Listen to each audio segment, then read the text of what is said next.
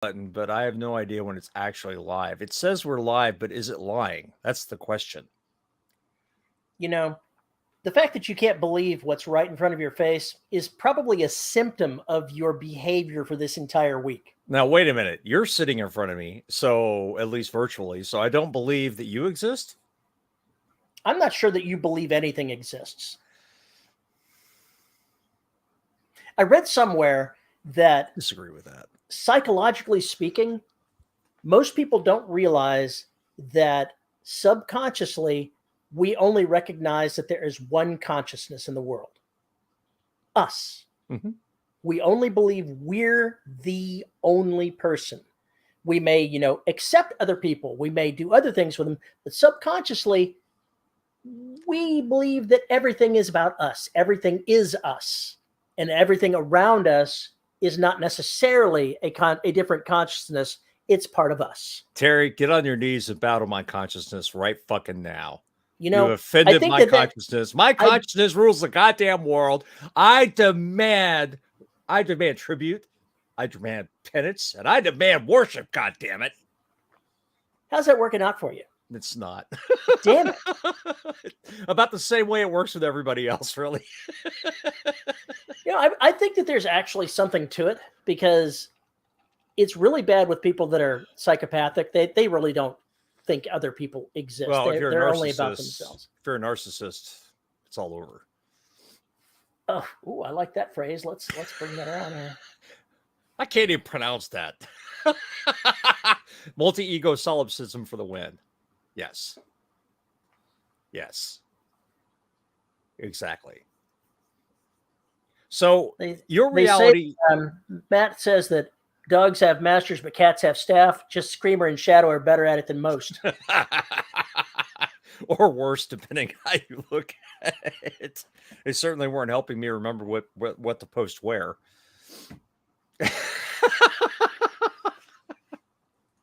Well, you're going to have to be without Shadow's presence today because he's not currently in the office. I believe he's in the spare bedroom waiting for me to join him for a nap. I think that's what he's waiting for. Unfortunately, he'll come looking for you eventually. Maybe. Sometimes he's just like, fuck it. He may hear me talk and go, oh, the desk might be up. There might be something happening I need to interfere with. It might happen. It could very well happen. Cat needs killing. Cat definitely needs killing. The idea that you are the only person in your universe brings back that memory of the Star Trek Next Generation episode where Dr. Crusher gets trapped in an alternate reality that keeps shrinking. Do you not remember this? No, I don't. It's because she made some statement about being alone, and then there was some kind of space-time thingy, as there always is a space-time thingy, and got sucked into reality where people started disappearing until she was finally the only person left aboard the Enterprise. It was an interesting episode from that standpoint. The idea that your fears could lead to reality shifting around you. And in essence, if you think about it, that really is what happens with fear. Reality shifts. The reason why the uncanny is so horribly revolting to us and elicits such a reaction is because it's a warping of that. It's the slipper in the darkness that you know is a slipper, but you swear just moved. It's the slipper in the shadows that from a certain angle looks like something it shouldn't. Maybe it looks like it has eyes. Maybe it's looking at you weird. Maybe it's sitting in a pile of socks. Either way, in the shadows, it looks like something it's not. That's the warping of the reality. And what your fear is that it really is that thing rather than the thing you know it is. And that's where that shift comes. And that's why it makes such interesting fodder for territory for story fodder and for scenes and for characters and for damage, and why the eldritch kind of horror speaks to so many people. I think it's because we've all had those moments where our reality is a little wonky for whatever reason. We feel out of place. We feel out of step. We feel out of time, even if it's just for a moment. Deja vu is when the Men in Black erase your memories. It might very well be. But I think that's why we have such a visceral reaction to it. And I think that's why some people really enjoy it, because they like feeling that off kilter. it's enough to really grab them because they know they can snap back into reality. But when the character knows they can't snap back, it's a little bit different. Wow, I didn't realize I was that boring. Yeah, you put me to sleep, man. I can't stand it anymore. Yeah, fuck you too, buddy. Are we done with this bullshit talk? Can we actually have some real entertainment now? Oh, come on. Oh. Come on. I wax philosophical here. I give you fucking gold, and all you do is throw shit at me. Well, I was actually going to say something related to that before I yawned. I couldn't help it. I drove a lot over the last couple of days, so I know. Tired. You're forgiven. But it reminds me of people talking about the uncanny valley. Yeah. And the fact that it's hardwired into us to be afraid of something that looks almost human but is not human. You know, where did that come from? What exactly buried that into our psyche? Well, I guess you could make the argument that it came from the Cro-Magnon versus Neanderthal. That maybe it's some evolutionary, don't mess with that. You don't want any part of that. You certainly don't want to reproduce with that. I don't know. Actually, though, based on genetics, plenty of reproducing with that actually happened. So. I know, which begs the question, does it go back even further? And what weirdness? I'm like you, that there's some kind of evolutionary. I think dogs and cats also get it because sometimes they freak out over shit that looks like nothing to us. I think they also experience it. So it may just be hardwired, period. Matt says, human, but not human. I've dated women like that. So you've dated Amber Heard? Oh, God, come on. Would you go there? Would you dare go there? Man. I couldn't help it. God, stop that shit. You know, there's supposedly a petition out there to replace Amber Heard in the next Aquaman movie with Bruce Campbell. I would pay triple for that. I would pay triple for that. Seeing Bruce Campbell make moon eyes at Jason Momoa would be more than worth paying triple for that. I just had this image of him in a one piece and it just did not work out well. I want to go ahead and see, you know, at some future filming of Aquaman, they hustle him in, dress him up like Mira. And stuff his pants. I mean, just stuff his pants. He's got like balls the size of, you know, fucking, he's got just softballs hanging out, you know? Really tight one piece. I totally would pay money to be on that set when that happens. Really show off the nipples. I'm talking Adam Wayne kind of, or Adam. They posted that on his on one of the groups that he's associated with on Facebook.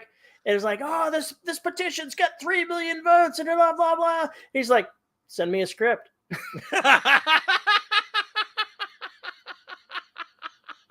This is my boomstick.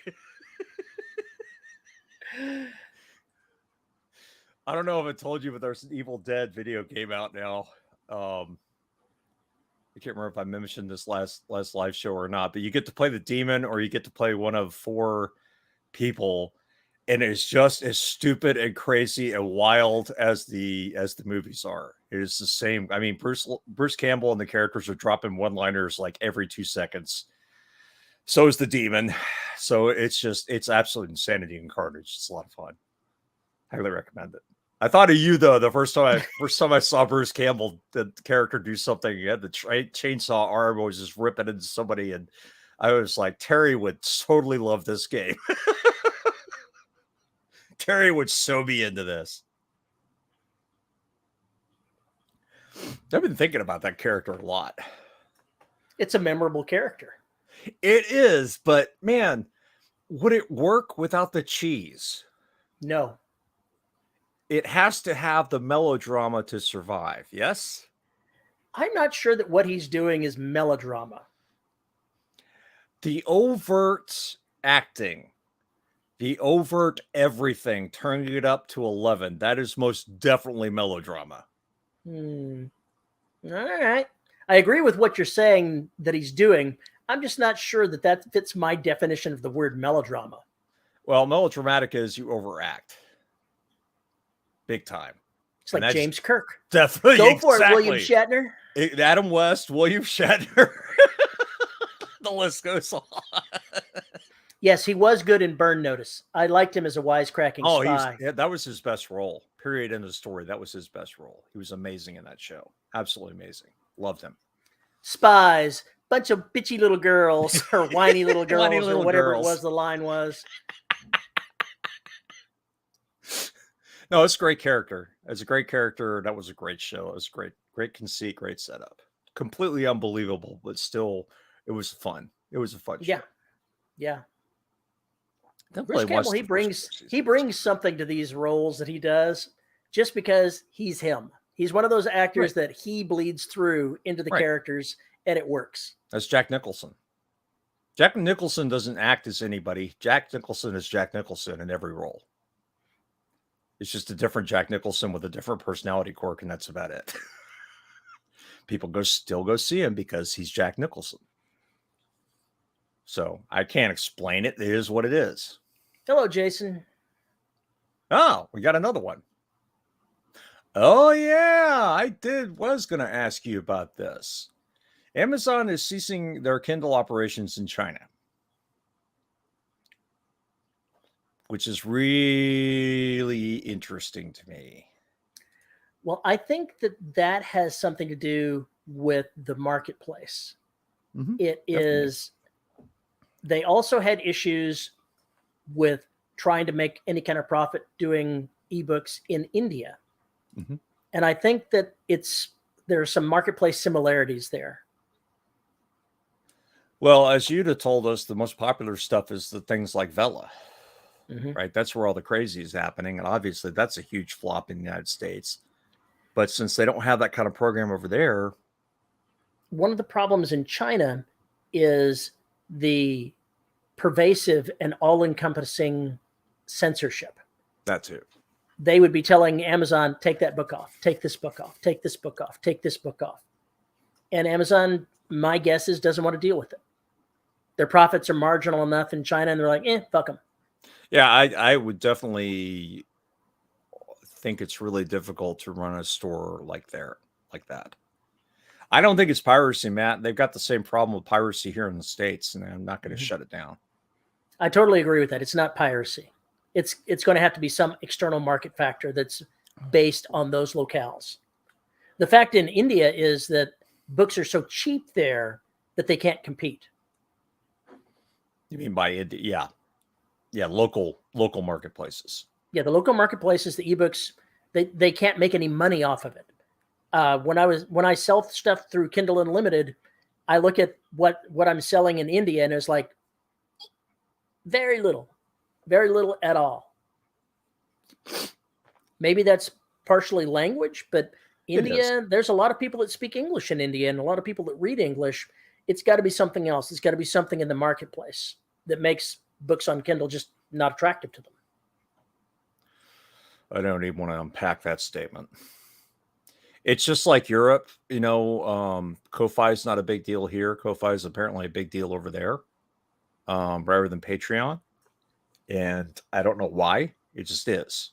There's something about it. And it's just like there are a couple of stores that they go to for books and whatnot that Americans don't go to.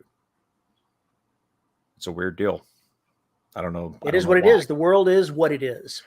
What's popular in one place will not necessarily be popular in another. Right. And the other thing is also cultural. I think it just depends on how you're selling it and everything else that goes along with it. But if I had grown up speaking Hindu, I probably want my books in Hindu. Is it Hindu or is it Hindi? Hindi. Sorry. Hindi. I was going to say, I was pretty sure the other one was a religion rather than a Yeah, than it a is. speech. I'm tired. You're tired. We're both tired. I am now speaking in religion. There's a couple of states that really want you right now.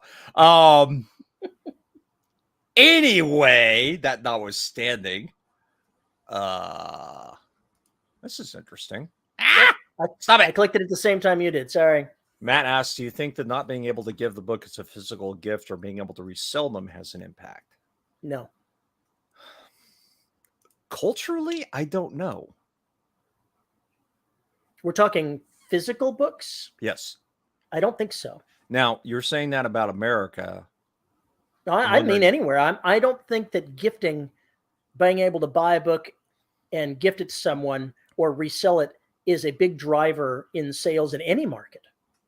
But the secondary market is a totally different beast. That begs the question, and I don't know. We'd have to ask somebody from the East whether or not that's giving physical books or keeping physical books is still a thing. Is in if that's still what most people want to do rather than read on the I've stopped buying physical books. I've still got some behind me. I know, but I really need to clean most of them out and just get rid of them. I really do. I know. I'm just talking from a cultural perspective. You and I are Americans, therefore we're looking at it from an American perspective. We both have the same slant on this. I'm simply saying in Asia, is it different? You know, the culture is different. Maybe we should ask you to. Oh, that's a cool idea. Christmas Eve in Holland, I think. You trade books and spend the rest of the evening reading them. I read something about that. I'm not sure if it was Holland or if it was Finland or Sweden. It was somewhere up in there. Yeah. I do remember vaguely hearing something about that. And I like that tradition. I do. Yeah, I like that tradition too. I also like the tradition you don't borrow a book, you give a book away. You know, when I'm going to clean out the shelving behind me, I'm not intending to sell it on any of the sites. I'm going to look for where the locations of those little neighborhood little bookshelves in the neighborhoods are, and drive by and donate some books into somebody's reading pool. Well, that sounds cool. I like that. It's better than getting cents on the dollar for selling it somewhere. Somebody will get some enjoyment out of it. It'll be great. Yeah, I like that. I do miss getting and giving books at Christmas. It's just become such a. I think people have gotten so out of touch with what their other friends are into and everything else, and what they're reading and what they're doing, and like, for instance, my sister has the kind of books she reads are not the kind of books I would ever have on my shelves, much less purchase or download. So I don't know what to buy her. So what do I do? Easily solved. You give the gift certificate. Exactly so. For the longest time, that's what my daughter Felina did, was give me a gift certificate for Barnes & Noble so I could go buy some books. Right. And I think that's kind of sad that it's gotten to that point. You know, every once in a while, somebody give me a nonfiction book that I think I would find interesting, and I'd read it. And it usually was. It was, on the science or something else I was doing. My uncle would give me philosophical texts every now and then. And I always gave away fiction. Because and I don't know if those books were ever read or not, but they meant something to me, and that's why I gave them to somebody else. There were things I'd already read, and this book meant a lot to me for some reason, so I wanted to give it to you. There is a little bit of narcissism in that, but it's also I enjoyed it. Maybe you'll enjoy it too. I'm also thinking about building a new set of bookshelves myself rather than buying one, because I want to build something a little sturdier than what I can buy. Why is that funny? Terry's out there making shelves that are this thick of solid hickory so that you can put like 14 bazillion books on every shelf and never have a crater. Well, something along those lines, but it's more like I'm thinking 3/4 inch plywood. Doesn't have to be pretty, just has to be functional. I don't think it's strong enough, dude. You're going to need steel girders in there. I see what's behind you. You're going to need steel girders. It's not what's behind me there. It's my role-playing game stuff over here. Oh, shelves full of RPG books is a lot heavier than that paper. Heavier. My God, what the hell's wrong with you? You're going to need steel shelves. The shelves on those are all like. So I'm like, yeah, I'd like to have something a little stronger for my RPG collection. Thanks. Yeah. Yeah, Matt says, I do find that now I don't take general recommendations as much. Before, my friends would let me out a book with me. You've got to try this guy, the mentality. I do miss that now. Yeah. I still get that every now and then. I don't trust recommendations of my friends. I really don't. And the reason is I can come up with the perfect example of that. For years, I was recommended to pick up Honor Harrington books by David Weber from somebody that loved the work. But his recommendation was, oh, you'll love it. He kills everybody. That is not a selling point for me.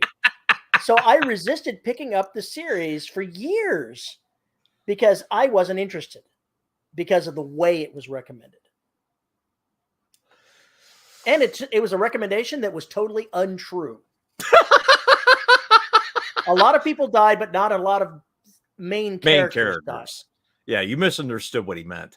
Or excuse me, he was not specific or precise about what he meant. There we go. How about that? Is that better? True enough. Just like I wish Terry would read The Dark Forest. I don't think he's ever going to, but I would love to get his take on what happens in that book. You know, somebody just recently commented that they read Three Body Problem and thought it was one of the worst written books that he'd ever picked up. And I thought of you and I said, ooh, I wonder what Paul would think of that. I would have to hear the reasonings. I don't know that there was a lot of reasoning. He just said it was boring and poorly written. Ooh. Boring, I could get, maybe. But I guess maybe the expectation was just different. It is a more cerebral book or series. I will put it that way. So basically, you're saying that this person, may have not been on the top notch of the cerebellum. Is that what you're saying? No, that's not what I'm saying. It's just a different reading experience. It's the difference between somebody wanting to go read a piece of literature and your shit. There you go. I can buy that. There's taste and then there's crap. So obviously, I'm the taste part. Literature is crap.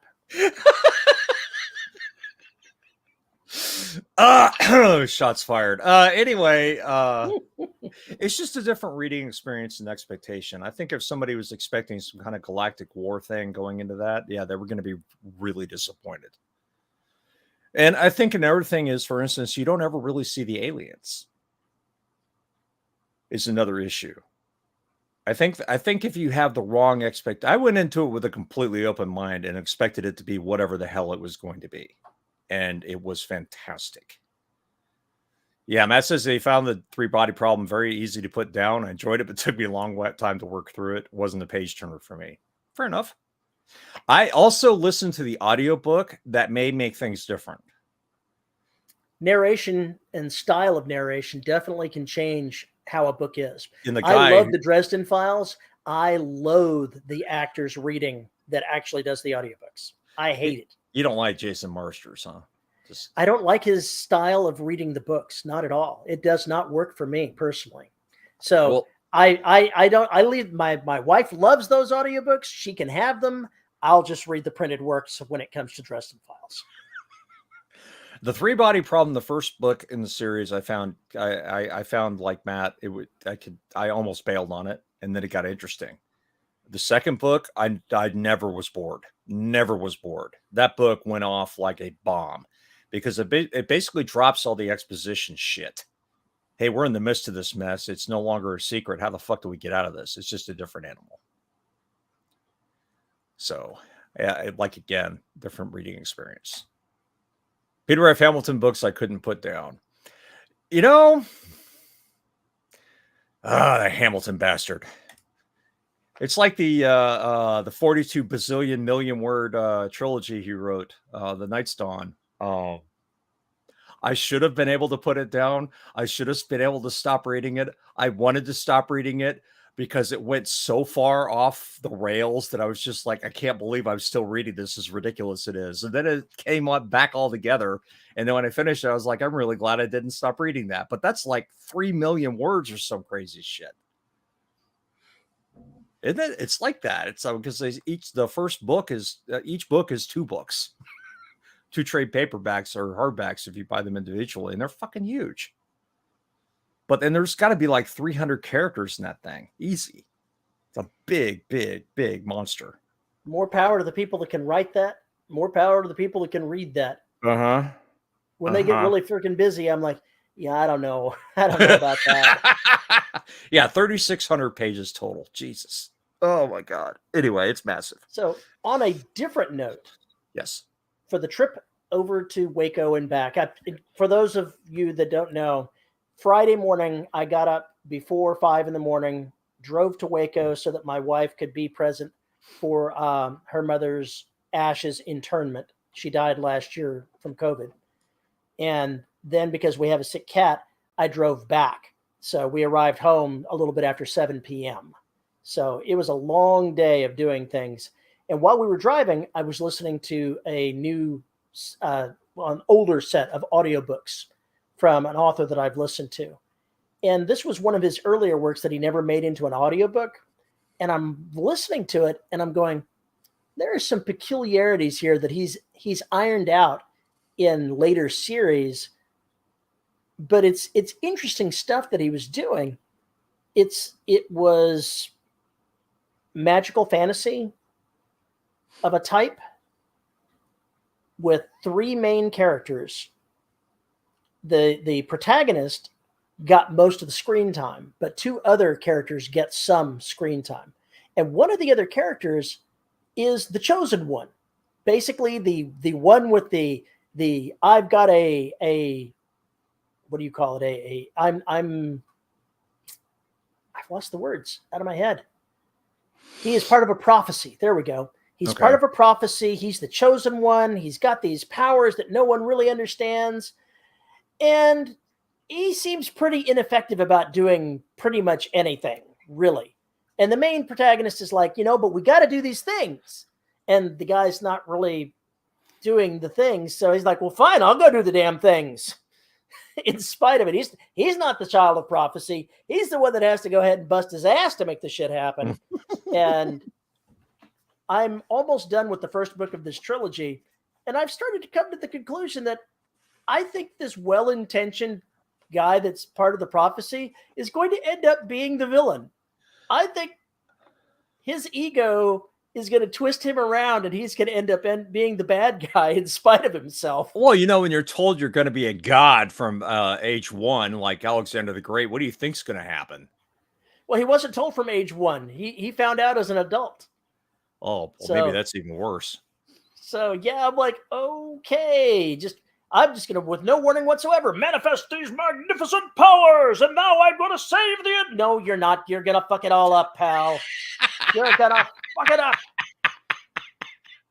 And I'm like, okay, that's an interesting storytelling style. I've only seen one other book where there's a chosen one, and then there's the other guy.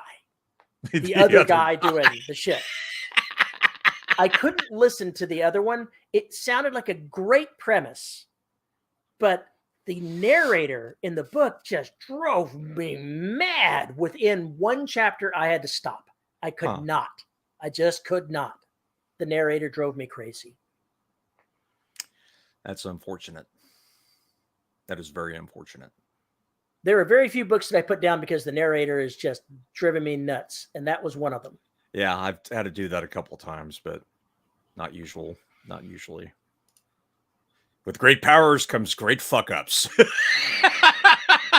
Well, allow me to assure you that the protagonist in this, he's doing shit that's getting him screwed up pretty damn well. Every time he does something, it's got consequences.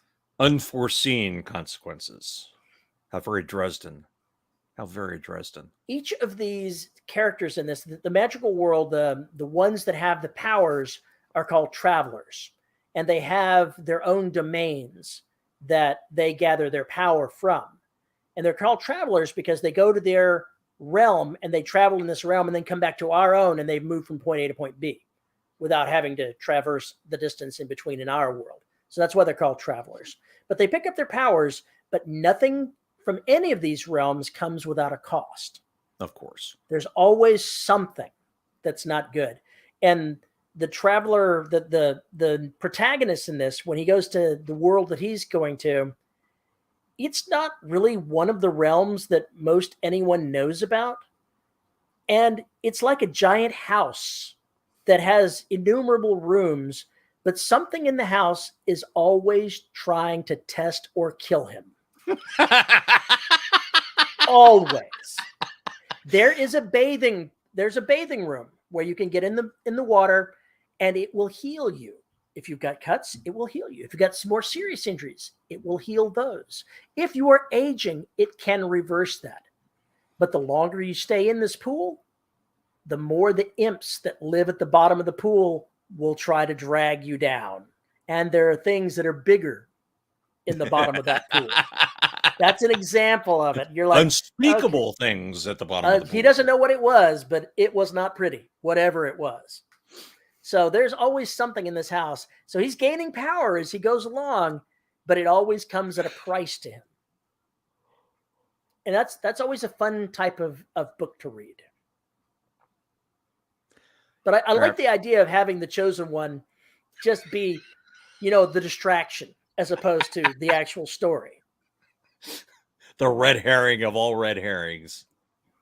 The one book that I couldn't put down, or that I easily put down because of the narrator, the gods chose and brought over some fighter pilots from our world, one of them to be the chosen one to fight the evil. And then the god talked to the other one and said, yeah, that other guy, he's a distraction.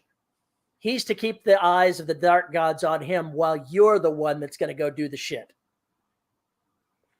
Oh, of course. See, now you're boring me.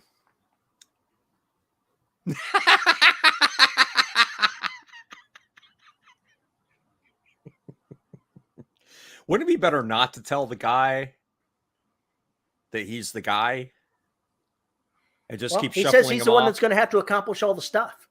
Yeah, I know, but isn't it better if he just if these are just quests that are going to assist the big guy, so that basically he doesn't. The god is not these people's friend. Oh, okay. Well, never mind then. He is not their friend. He summoned the big guy to use the one chosen one to use his ego to send him off to be the distraction. And he told the other one, said, you want to get back to your world? You have to accomplish these things. Otherwise, you just walk off and die. Okay. I missed part of that. Yeah. Got it.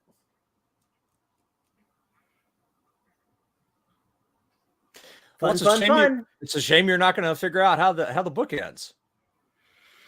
I may have to, just bite my tongue and buy the printed version of it because it'll probably be okay in the printed word. It's just the narrator makes the main character sound so smarmy. Oh, just crazy. Oh, just the voice or the delivery? It's his style of doing the character voice. Oh, yeah, we're going to talk like this. Stop it. Oh, God. It's making it sound like an asshole. Matt, I may be headed to a bar later for a hockey game, and this I did not need to know. Red Bull gives you wings. Vodka and Red Bull gives you four-wheel drive. I'm honestly surprised Red Bull and vodka just doesn't straight out fucking kill you. And yes, I've had several of those shots, and oh my God.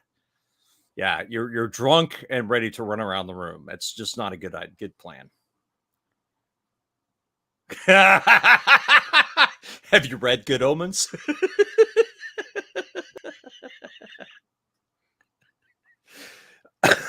In Good Omens, I guess the original premise, what I thought the book was going to be, is that basically you have your Antichrist or Messiah, whatever you want to call it, and it's just there waiting to be shaped. And so it's anybody's God.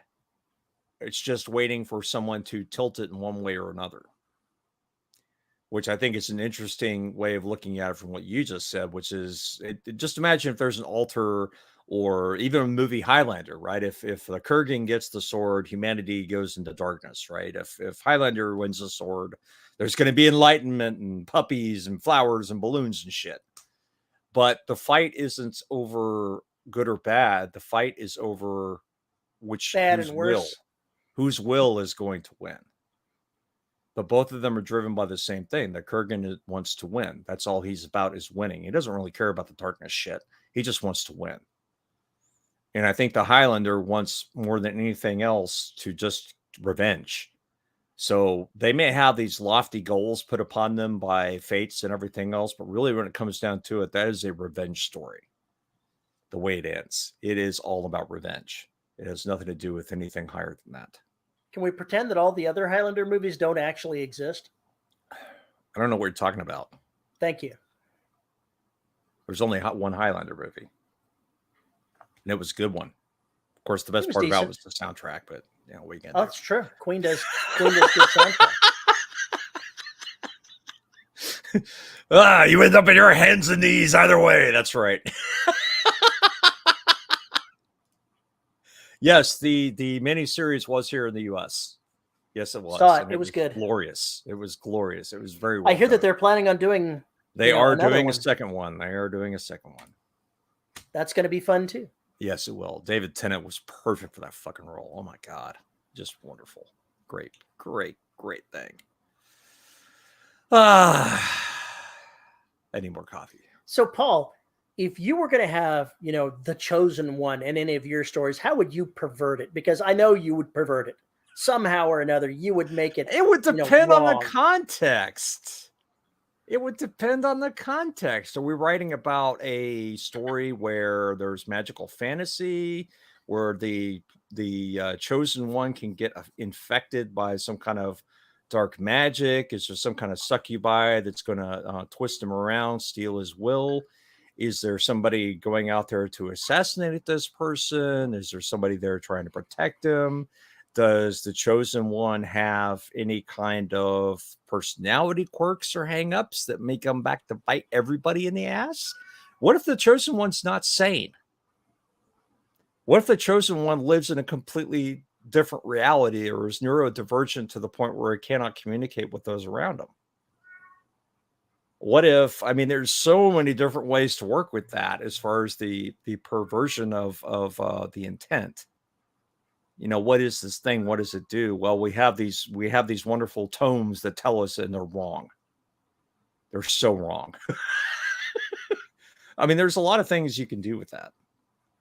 There's a lot of different things you can do with that. I do like the idea of an Iago sitting there slowly poisoning the chosen one. The chosen one. Why do I want to keep saying the chosen one? Oh, God.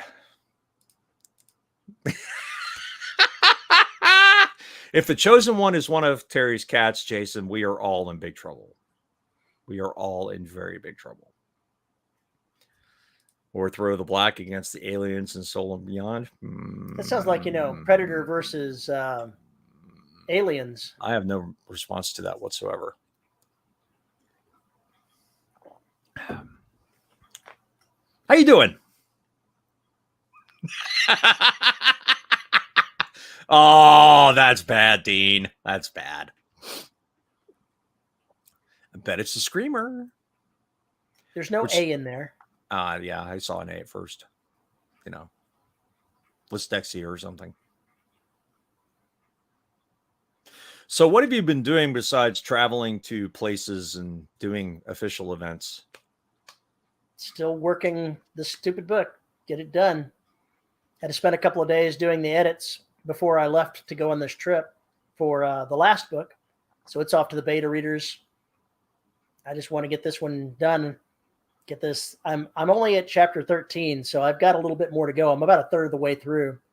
I need to really get things going. All the basics are set up. I just need to make the magic happen. I hate you so much.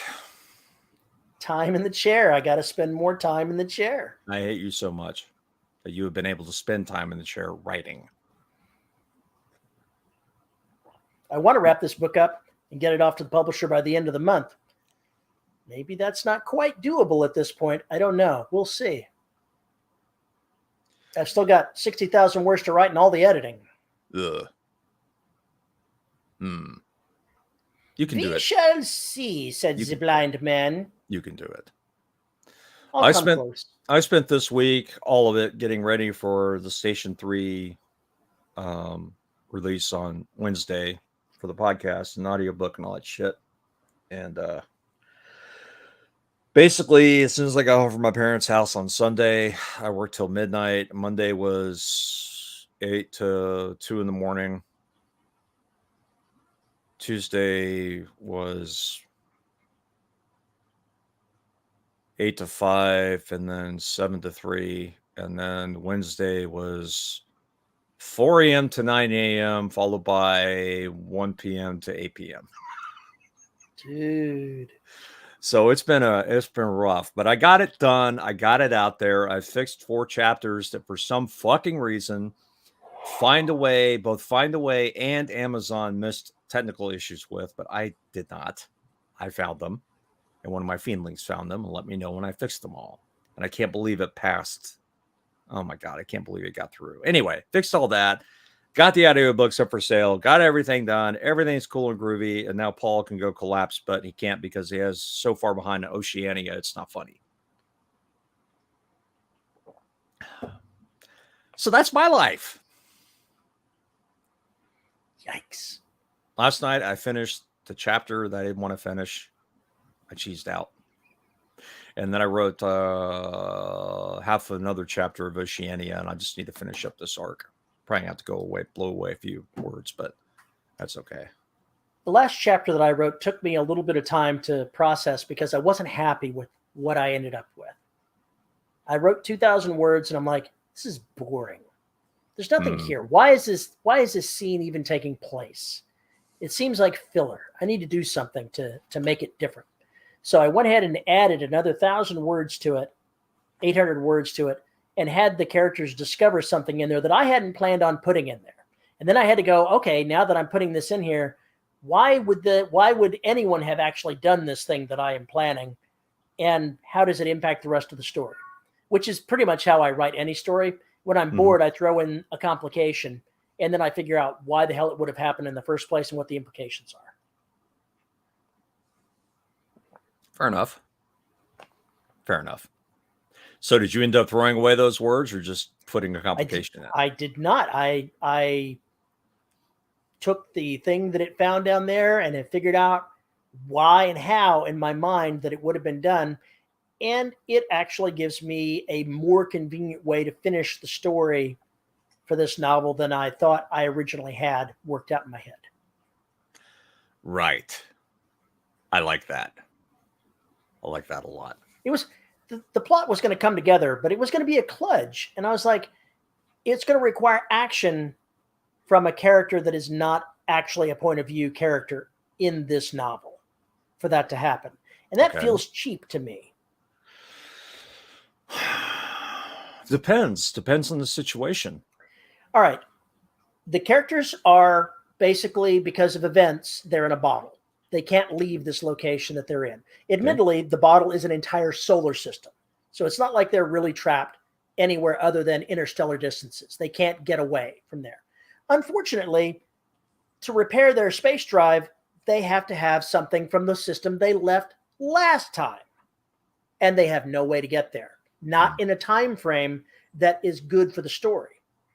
So I had to come up with a way that something could be gotten to them. And my original thought was, one of the characters they left behind will end up bringing it to them with this thing that I'd set up. And I'm like, no, I don't like that because it's cheap.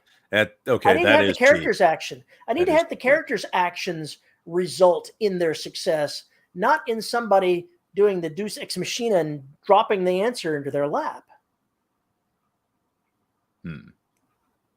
So I came up with a new way that it is still a little bit of a kludge, I suspect, but it also has ramifications going forward of why did the people in the past do this thing?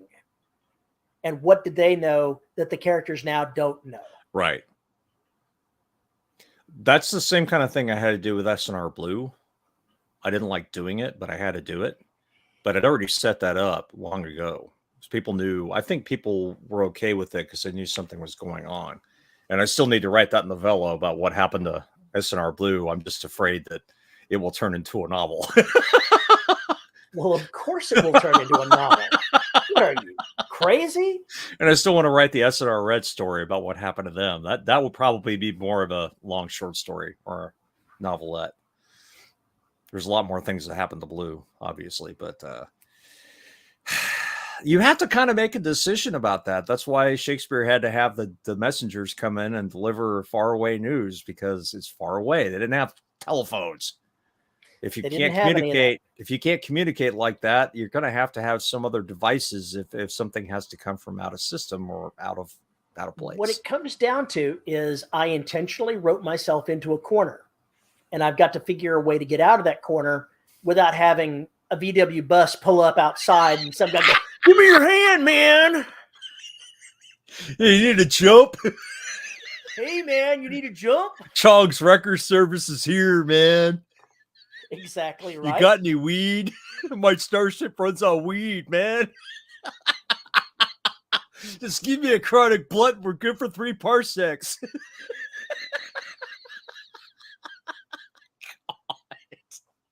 Why haven't I written that story? Blunt drive engaged. Blunt drive engaged. I love it. Oh my God. I'm going to call Kevin Smith right now. Oh, No, fuck. but I that would did. be I awesome. intentionally wanted to strand my characters, but the way I had originally envisioned doing it, I left the keys to get out of it beyond their reach, and I had to change the circumstances to put the keys back inside their reach so that they could solve their own problem. Okay. Yes, Dean, it's a great shirt. You can blame Terry for it. Terry gave me this shirt. Actually, I'm pretty sure. I did not give you that shirt. Okay, maybe it was Scott Pond that gave both of us those shirts. Pondy At least gave us this? I think it was Pondy that gave us both those shirts. I got so many fucking shirts that con that I can't remember who all gave me them. No, but we were going to do a live reading, and he gave us those shirts to wear. At least I think it was Pondy. That's okay. That was the street release party, right? Or I don't recall. No, I think it. I think it was. Yeah. I can't remember if it was that or if it was one from the Black. If it was from Outbreak. Something. It was some kind of reading at Balticon, and the shirts were delivered to us to wear for this. Yeah, that's right. It was the Outbreak release. Yeah, when Balticon fucked everything up because that was a new hotel. It was pretty messed up. That was a fucking disaster. God damn, it was insane. Regardless, I got this shirt from somebody, wherever it was. Thank you. A guy I house shared with took a load of acid, lost his keys, and spent 2 hours convincing a spider his legs were the right shape to pick the lock. Or as I call it, Tuesday.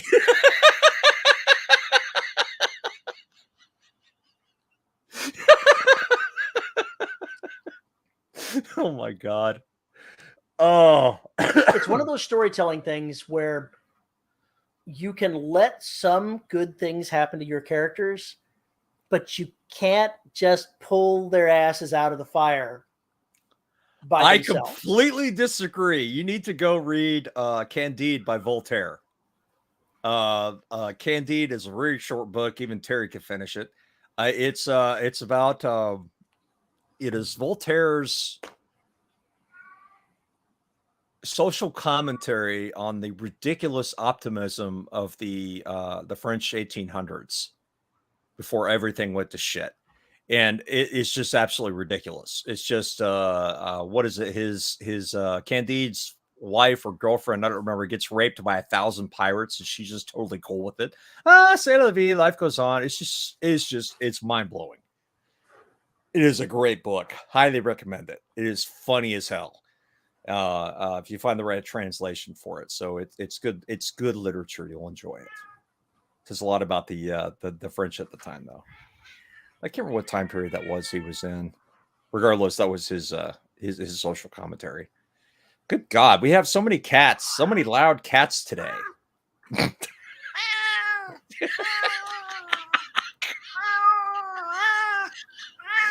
I'm calling PETA, Terry.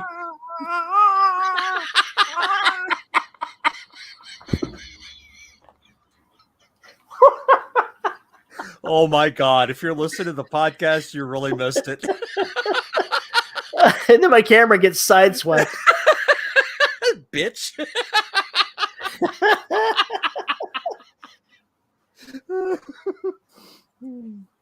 I don't think that cat's going to be very friendly with you the rest of the day. She was smirgling. She's up in the window smirgling right now. She was happy with what was happening, except the fact that I was holding her. Oh my God. Yeah, I think that needs to be the lead in for this show. That probably will be the lead in for this show, because that was ridiculous. Absolutely ridiculous. That was Little Girl. Little Girl. Sadly, Princess has passed on. Apparently, the original Princess Bride was a whole court social commentary, not the good parts version that ended up in the film. Correct. If you read the book. If you haven't read the book, The Princess Bride, and only seen the movie, you're really missing out. The book is astonishingly hilarious. I highly recommend it. It's ridiculous. Absolutely ridiculous. So everybody got the announcement that I'm quitting. Quitting what? Pro voice acting. And then I was won't be going to doing... say, you should make that clear before everybody freaks out. I'm quitting life. So far, the response has been pretty favorable. Whatever. It's pretty much like, so I can join Patreon and Ko-Fi and buy me a coffee to still hear your voice. Yeah, but you're going to hear my voice anyway. I'm just not going to be narrating. Oh, well, at least we get live audio. I wish you were still narrating, though. That's pretty much been the general response to everything. The one you found at a friend's house. Yikes. Yeah, we found this one at Talpos's house. Oh, God, she showed up at the front door and was meowing loud enough to where Elle went outside to see what the noise was about. And I immediately got major leg strops, and she was like, "Save me!" And you, being a soft touch, went ahead and said, "Okay, I'll save you." Mm-hmm. That's what I do. What a schmuck. What a schmuck. It is what I do, man. It's June. Do you know what happens in July? Fireworks. The Black.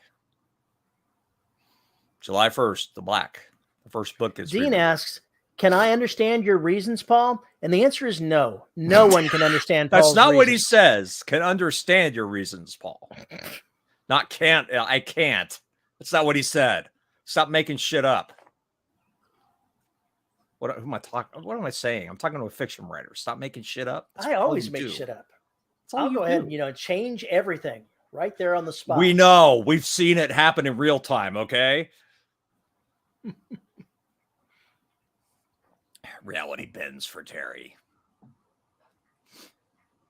So they released the trailer for the Callisto Protocol, which is a video game that really made me get back onto Station 3, because it was the kind of thing I want to write, and it's one of the game. It comes out December 2nd, I think, something like that. Oh, thank you, Matt. Thank you, Matt. The $20 you paid Matt is totally worth it. I know, it's totally worth it. The full trailer is fucking terrifying. And I was like, if you like Station 3, you're going to love this game. And I thought about it and go, if you like this game, you're probably going to like Station 3. I didn't say that. Tagline. That's if what I you was like thinking. this, you'll like that. Well, kind of what I did. I said, in the spirit of the Dead Space franchise, and that to anybody who knows what that is, that's going to immediately bring back a very visceral response, which hopefully ends up in them buying the book. But yeah, writing, you get more content. That's basically the plan. I just got to get through Oceania, so then I can get through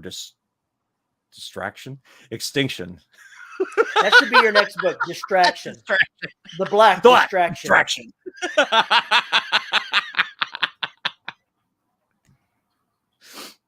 I discovered a really horrible thing, though, while I was doing some research on the Black, or for Oceania. Carbon can do some really weird shit. It's no surprise that it's the majority that we're called carbon-based life forms. The things carbon can do and be made into in naturally occurring phenomenon, let alone with under. No, we're not doing a squirrel story. Now he's thinking about it. He's going to write a short story about a black squirrel.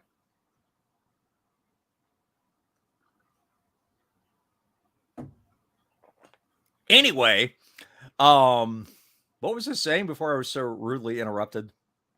Something about carbon-based life forms. They can do some weird shit. Yes.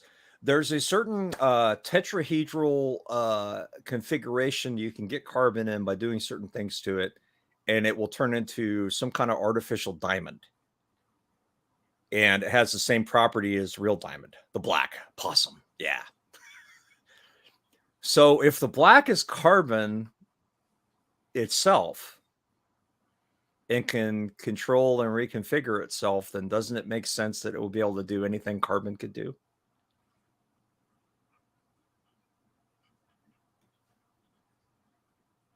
Yeah. So now I have even more ideas for extinction. And none of them end well. Spoiler alert, none of them end well.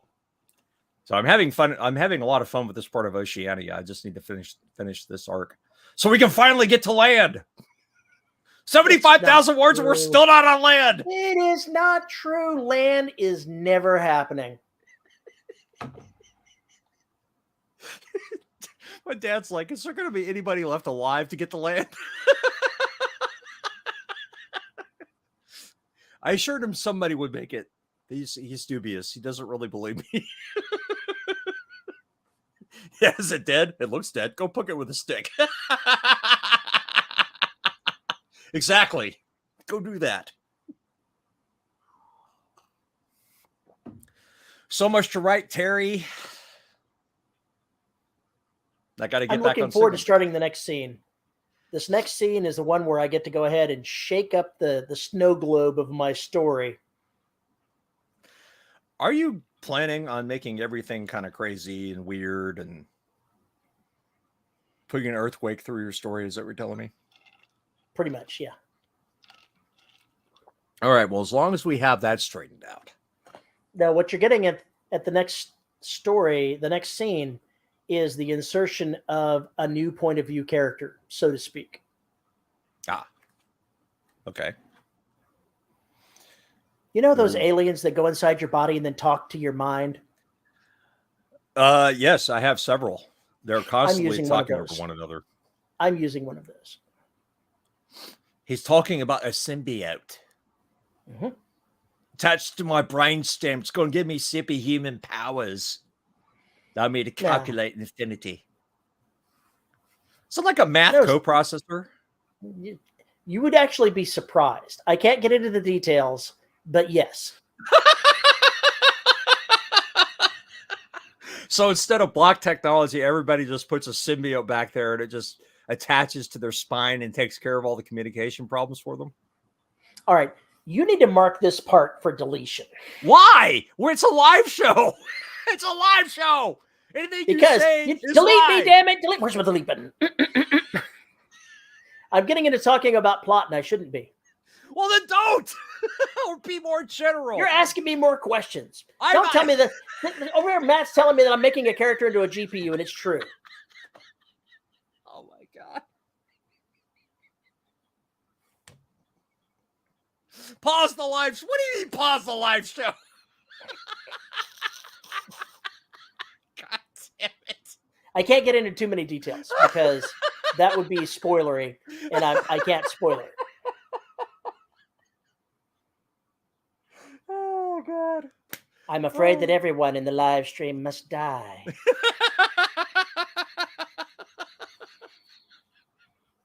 Wow. Wow. Just wow. Oh, God.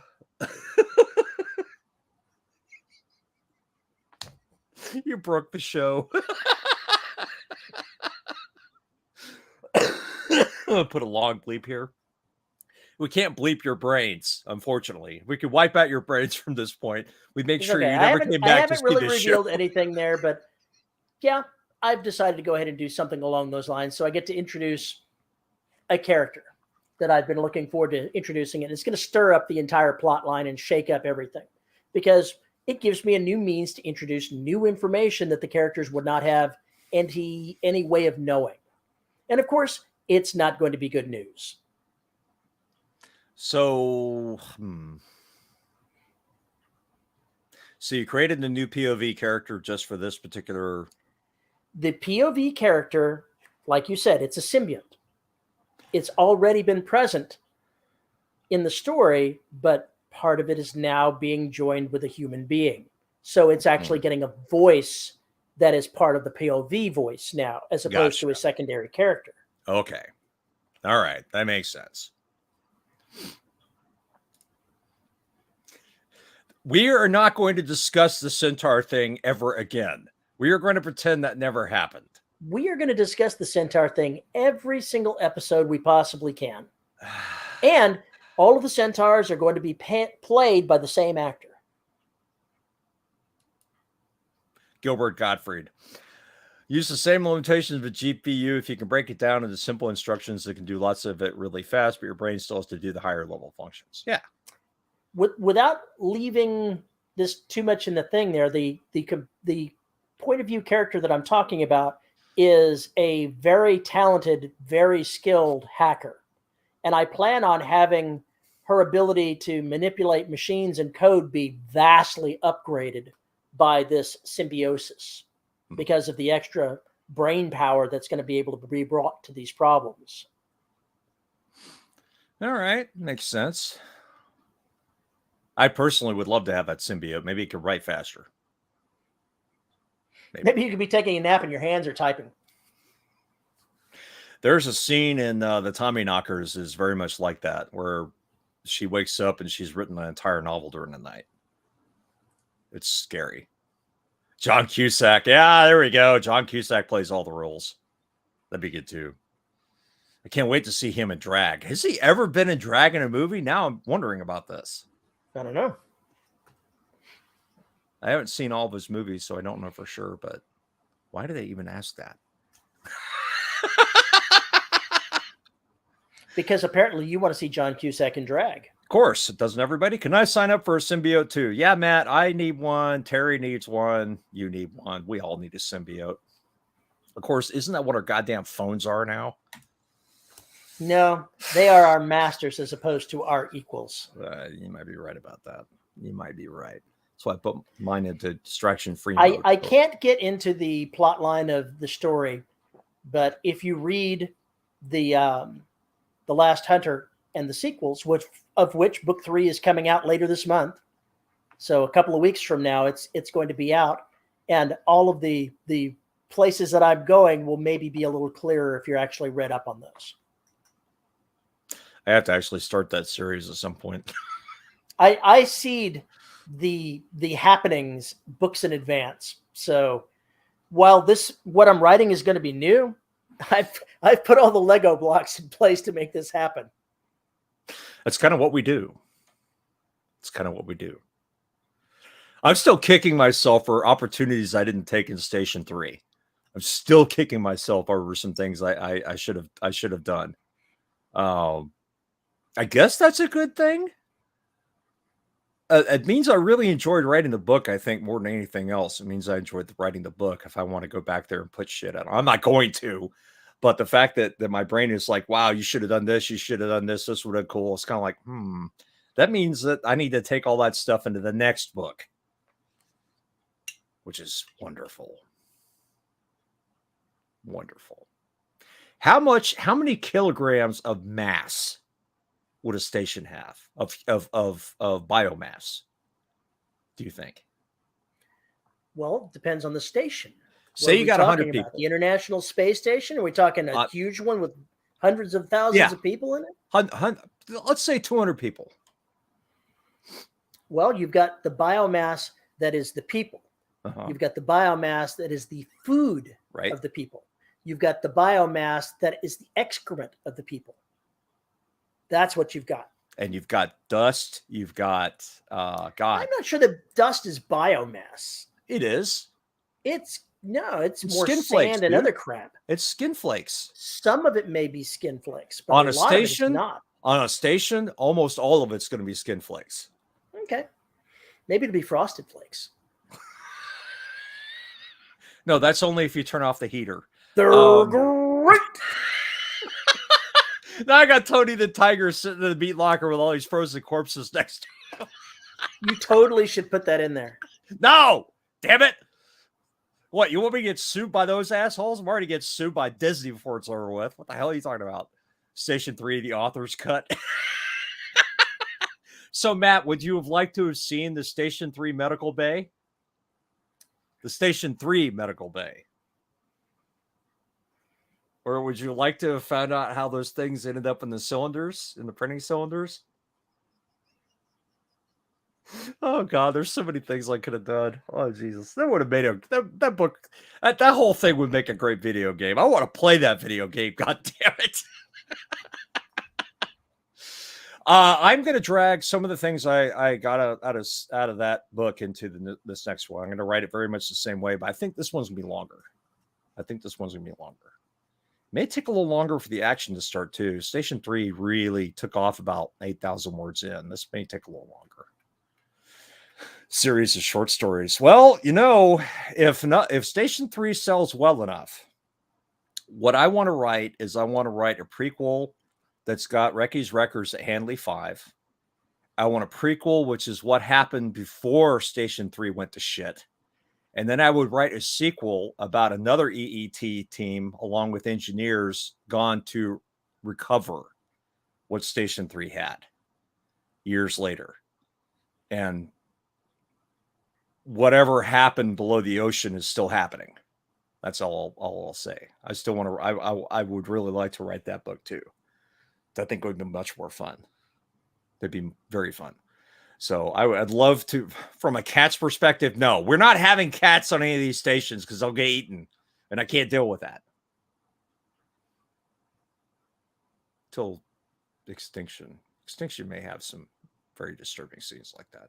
Although I still like the idea of somebody showering and suddenly the black just starts coming out of the shower head. I really like that idea. And they just start dissolving, just pieces, the ultimate acid rain, and then filling up the bathtub. I like that idea. Don't know why.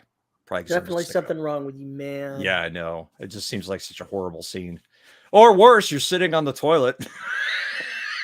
It's not a python. It's the black. You're taking a shit. Suddenly the water starts sizzling. You look. Why do I hear bacon? Why do I hear bacon? Yeah. I know. I got to include that scene somewhere.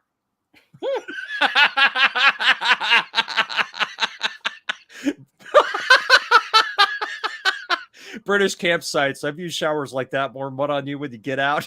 Yeah, that was my experience in the 70s at certain camping showers in the United States. I think they're all like that.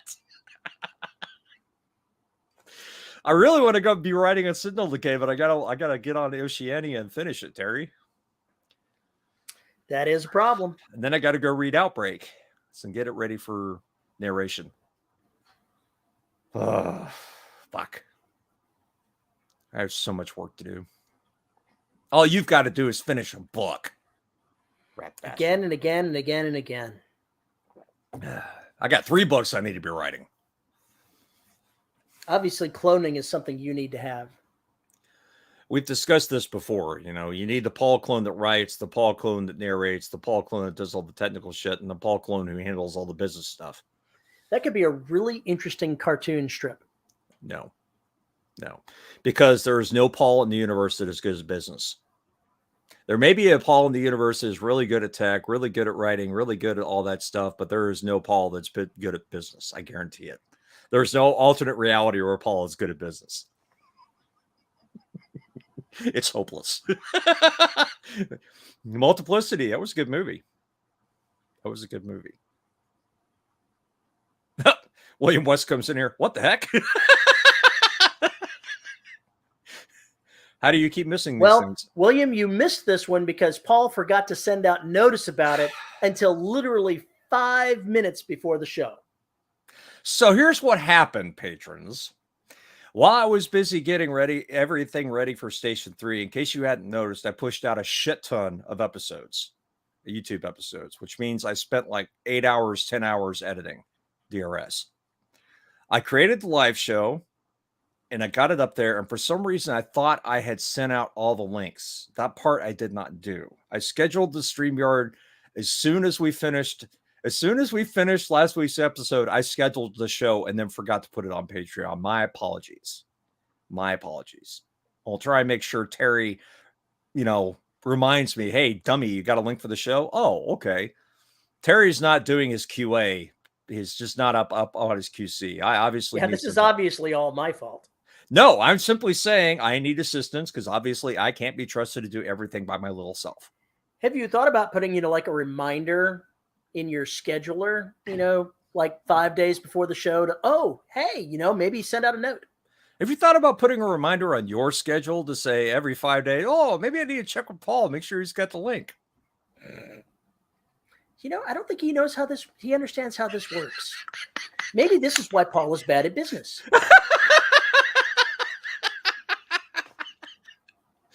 Anyway, yeah, that's what happened. So yes, I'll be better in 2 weeks. I promise.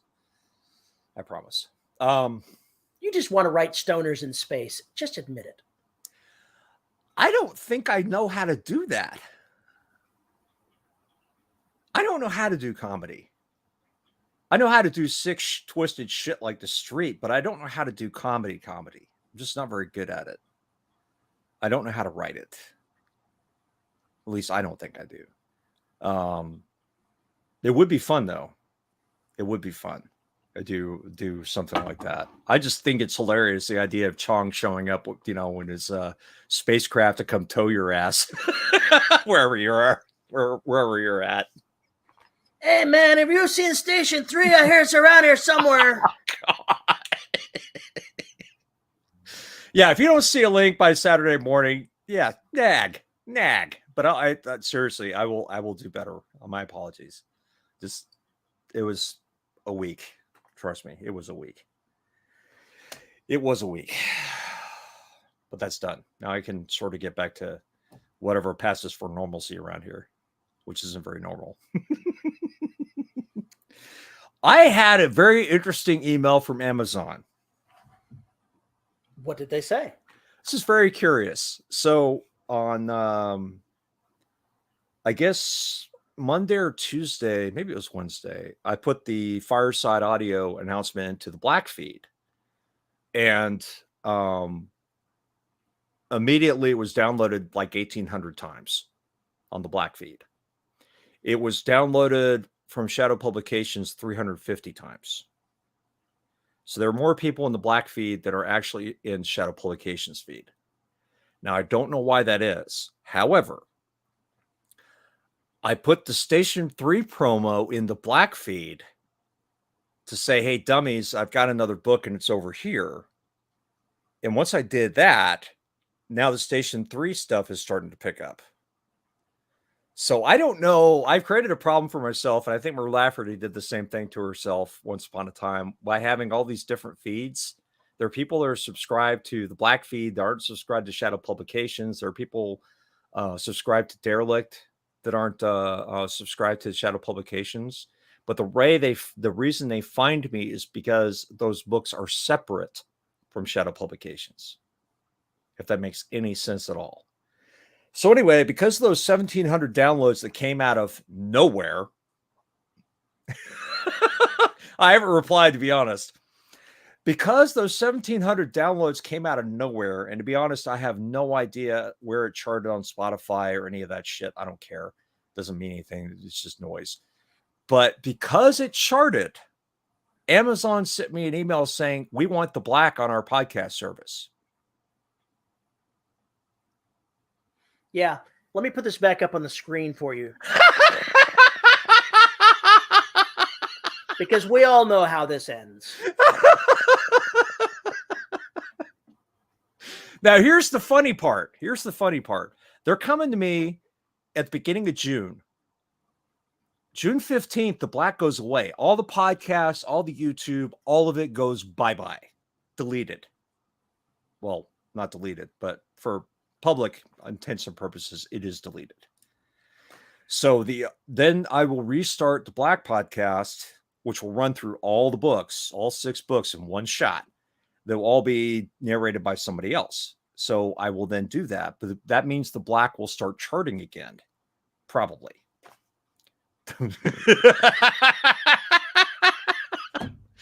Now, Libsyn, when I make the Black its own show, which is what I'm going to do, they automatically do that. They automatically send the shit over to Amazon's podcast stuff if you want.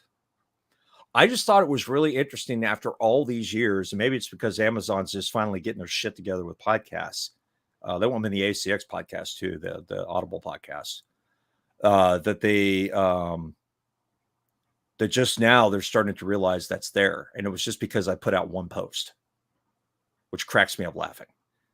So when I delete everything and start over again, I have a feeling that it is going to be bigger than it was the first time we let the black out of the bag. This would be a good thing for you, man. I hope so.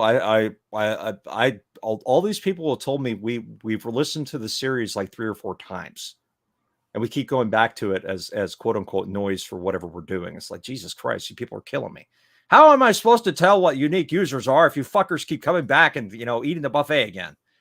But it'll be interesting to see how it works, and we'll see how Station 3 does. It's going to be a couple of months before I figure out how that's working, but it hasn't made it. I don't think it's made it under the 15,000 rate yet. It probably won't either. Not until the black comes out, then maybe it'll get kick in the ass. So I haven't told Amazon to go fuck themselves, but that was my initial instinct.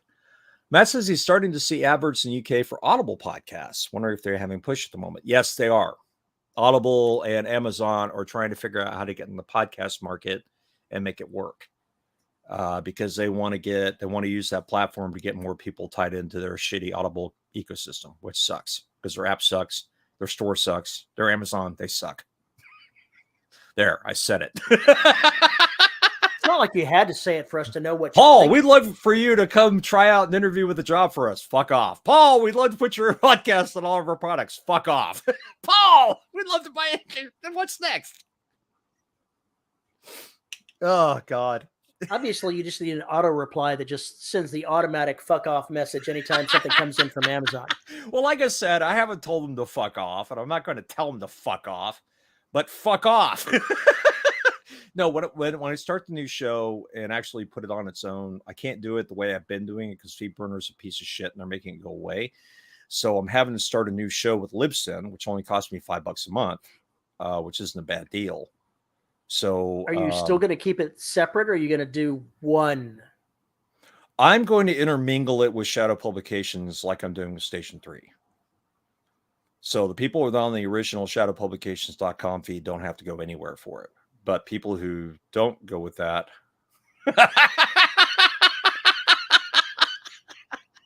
it'll kind of change how things work because it will be on its own feed and everything else. It will end up on podcast stores, and people will realize it is there. So technically, on the feeds, I'm going to have Station 3 running concurrently with the new Black Book on the podcast. Oh, I didn't put it in separate lines like I intended to. They're supposed to be on separate lines. That would have made more sense. You loser. Hey, I can't control this shitty program. Whatever. You're sitting in front of the keyboard. Or you're talking about Vela. That too. But I typed that into the comment section with 3 different paragraphs, and it only put them all together in one. So that's not my problem. That's its problem. Sure. Whatever, man. Whatever. The podcast situation is really interesting because Evo has been posting, Evo Terra is really into the business side of podcasting. And apparently the ad stuff is really having a problem right now. Podcasters are losing money hand over fist where they were because of the changes in the advert systems and the spend that's going on. So there are a lot of folks that are screaming that the sky is falling, yada, yada, yada, blah, blah, blah. And it's going to be another one of these culling things where you're going to get rid of the podcasts that are too weak to survive, which will be interesting. But if you're only creating a podcast just for the money, it's going to be a problem anyway, personally, I think. Let all the influencers die. Yes, but then you become an influencer. Technically, we are influencers, Terry. Be afraid of that. We are not influencers.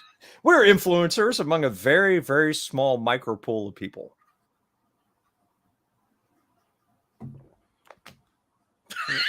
Terry looks dubious. Not buying in. Not buying in at all, huh? Well, I mean, like another thing, if we wanted to get this show really going, then what I would do is rip it away from Podhoster, rename it to just DRS Podcast, and we'd throw it up on Libsyn. Wait, that means we actually have to start talking about writing things. Not really. Not really. It doesn't change anything. We just call it DRS Podcast, just writing nowhere in there. I've now become what I most hate. It's all a matter of scale. Yes, my doctor keeps telling me that about my weight loss plan. And yeah, it's not working out so well.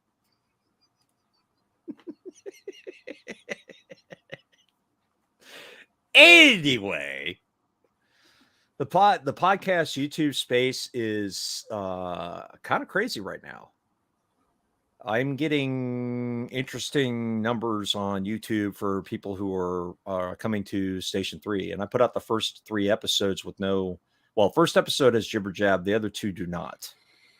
And I gave everybody 45 minutes to an hour of pretty much uninterrupted story, which means they probably mainlined it, which means hopefully they'll come back for the next episode next week. And then there will be some of you sons of bitches who will wait till episode 30 before you dive in. So you know that by the time you catch up, the fucking book will be done. Dicks. Are you binge, Terry? Are you a binge guy? Or are you more of a consume it one at a time? It depends on the mood. Sometimes I'll watch 3 or 4 episodes of something. Other times I'll just let it all stack up because I'm not interested in watching it. There's a show that has the guy from oh God, what is the Browncoats TV show? I've now forgotten the name of it. Firefly. It's the guy that played the one that got the one that got washed. Alan the one that Tudyk. played washed. Alien something or other.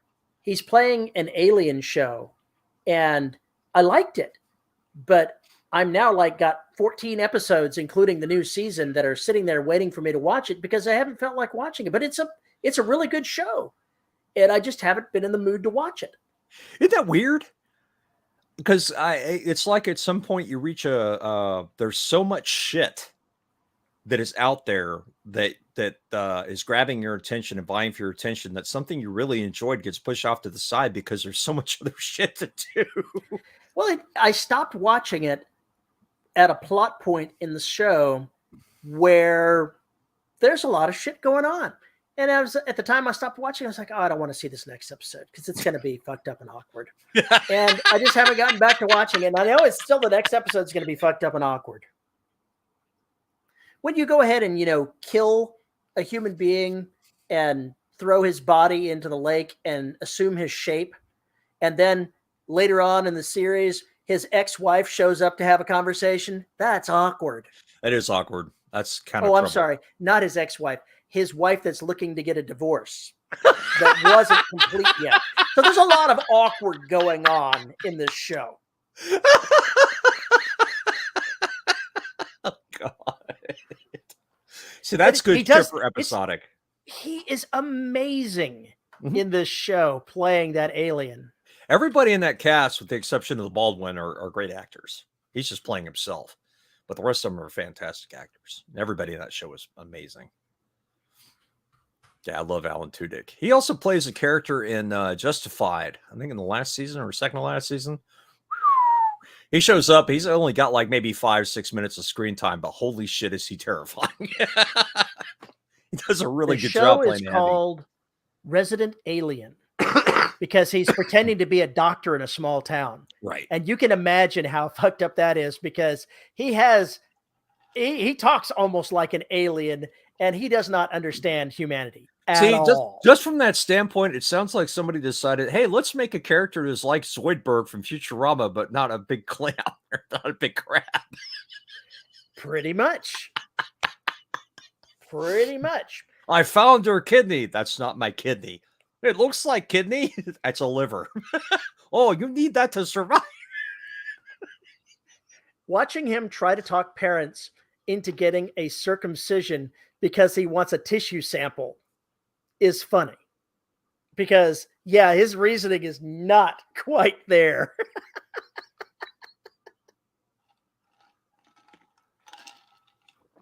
I'm just going to drink my tea and pretend if I he didn't has to hear do any anything of that. medical, he has to look it up on YouTube before he goes in. Yeah, I want to go see that doctor. Forget the fact he's an alien. That is what I want. That's the kind of service I want, you know. So yeah, Yes. if you like him as an actor, you should really watch Resident Alien because it is pretty messed up and funny. It sounds ridiculous. It is ridiculous. That is true. It's just really Oh, one of the children in the town can see him as an alien, sees his true form instead of the illusion that he puts out. So he's trying to figure out at the point I'm in here now how he can kill the children that know who he is. And they're like, and then it's like, it's just ridiculous. It's just ridiculous. Of course, that's not going to work out. But that's what he thinks. Oh, the perfect answer is if I make them die. Of course. You obviously don't know parents. Watching him get called into a counseling session with the parent and the child, so the alien is sitting across the table from the screaming child, is pretty funny too. He taunts the child, makes him scream. That's terrible. Oh, that's yeah, terrible.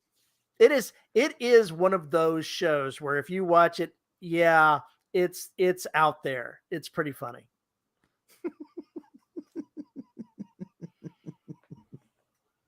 Oh man. I'll have to add that to my list. I'll have to add that to my list. Of course, I've been told we have to add Severance to our list because that show is just bonkers. And the same thing with Raised by Wolves. Brent is really a fan of that show. Thinks it's kind of insane. I don't know. Haven't seen it.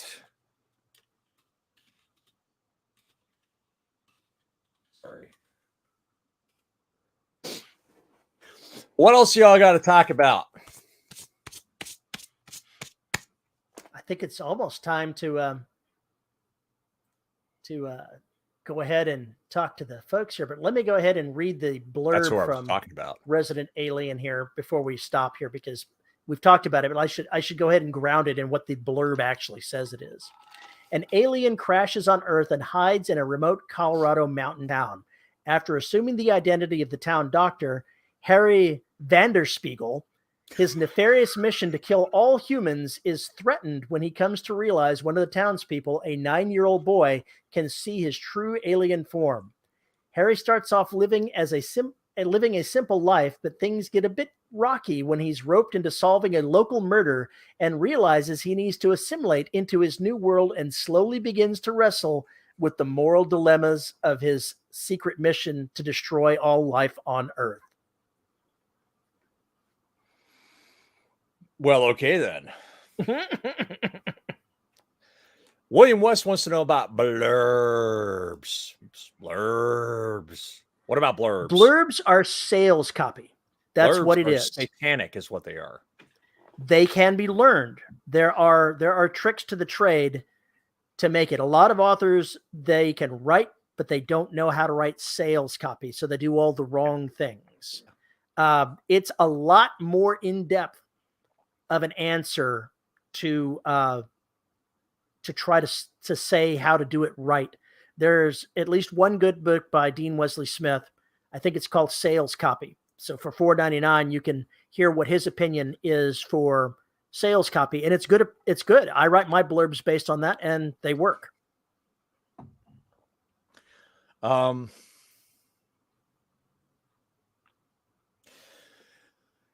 need to go with the elevator pitch. When you think about a blurb, drop all the bullshit, drop all of your bullshit, and come up with the simplest explanation for the story. What are the major beats, and maybe one interesting thing about the character or the situation? Distill it down to as simple as you can, and then start adding to it. Start making it less about ugh, do this, and more about, well, you know, we're never going to. It's a little bit different of how you look at it. And everything is, go read blurbs from other authors who do it well, or have publishing companies that do it well. Go look at their blurbs and see the kind of information that they include. You don't want to include too much. You don't want to include too little. It's that fine line where you've got to walk between giving away the whole cow and keeping your cards too close. So you got to let a little bit out there, maybe kind of hint at a spoiler, but not completely give it away. And that I think that brings people in there, but you need to give them a reason to read the book. And you're the, sadly, I've said this before. Matt Wallace has agreed with me on this. Writers are the least capable of writing blurbs for their own books. I sometimes ask if I'm stuck for something. I ask Jake Bible to come up with a blurb. And I describe the story or give him, what's going on or what my thinking is. He comes back and he wrecks it and fixes it up. He's a marketing schmuck. That's what he knows how to do, and he's good at it. So if I'm really terrified about a blurb that I'm writing or I'm having issues with it, I go and talk to him. But I mean, DRS folks were going to tell you if you put it in Discord or whatever, give you some ideas of how to change the blurb too. So I mean, there's people that ask for help, but like Terry said, go read the book by Dean Wesley Smith. Or no, it's not a book. I guess it's an essay, right? It's a book. Well, it isn't. It's probably a short book. A short book, okay. But yeah. No, regardless, go read that. Go look at some of the other things that are going on. Go look at other books in that genre. If you're writing in a genre, go look at how they're handling their blurbs. Go find a book that's similar to what you're doing. You can see a lot of bad blurbs, even by people that write in your own genre. And how do you know what's good and what's bad? Some people, they put the kitchen sink in their blurb. It is longer than the book itself. Yeah. Don't do that. You've only got a couple of paragraphs to grab somebody's attention. Don't get carried away. Amazon may give you 3,000 words to describe your book. Don't. Don't do that shit. 3,000 characters, whatever it is. Yes, I know it was going to be a brilliant mixed metaphor. That's why I stopped where I was.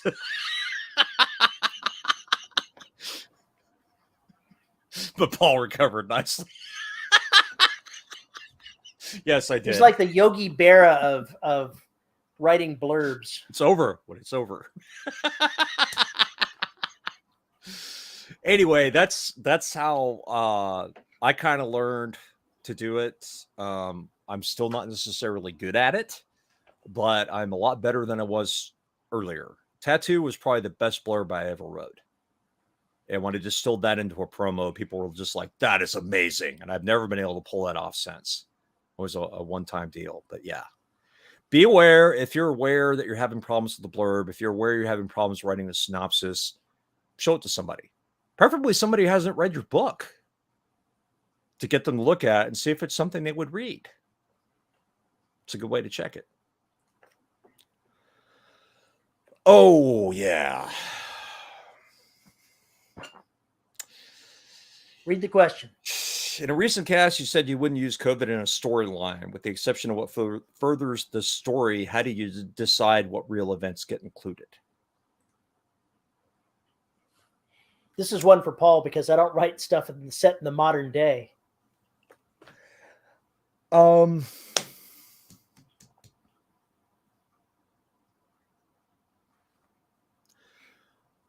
I think it depends on whether you're writing if you're trying to write in this reality that we live in right now, or if you're taking certain liberties and moving things out. I have gone to great lengths to try and move things away because I have my own ideas about what these people have been through and the things I want them to have been through to go with the story that I want them to be in. There's a few ways I can handle that, which is to set it in the past, which is fine. I could set this story, for instance, like Tony Down stuff in the 2010s. I could. It would cause some other issues, but I could do it. But I'd rather it remain as timeless as possible, if that makes any sense. So while I would include something like 9/11, I wouldn't necessarily include COVID, Ukraine, Russia, or if China did something crazy, I wouldn't necessarily include all that because it would have no reference in the story. I try and stay away from stuff that would put my reality, my alternate reality in jeopardy, because some of that stuff really wrecks it. COVID wrecks a lot of shit. If you think about it, it's 3 years where things have been all fucked up. People are angry. People are don't know what to believe. And there's all this other angst going on. I don't want to deal with that shit. My characters have enough to deal with. It would wreck everything because then they're no longer able to be in close proximity to other people. And there's other problems that go along with it. And it's just not something I want to deal with. So I'm going to ignore it. Terry, what is your problem?